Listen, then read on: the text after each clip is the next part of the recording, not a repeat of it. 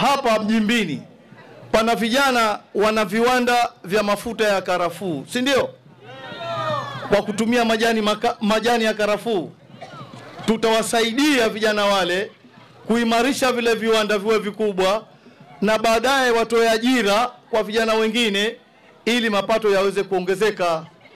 Ukizingatia huku kusini ndiko kwenye zao kubwa la karafuu. Swala la karafuu tunalijua, tutaweza kuliimarisha, kuwasaidia kwanza wakulima wa karafuu. Kwa sababu ule mwaka karafuu unaozaa nyingi, wakulima karafuu wanakuwa pesa mfukoni hawana. Mkulima wa karafuu anakuwa na vibarua, wako kambini, wanataka kula, wanataka matumizi, anataka majamvi, anataka magunia, anataka kapu, anataka pishi ya kupimia. Ada TADEA tutaweka mazingira mazuri ya kuwapatia mikopo isiyokuwa na riba.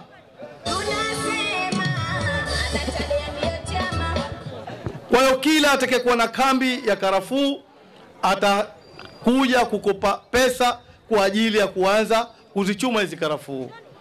Na tutahakikisha kwamba zao hili bei ya karafuu haishuki.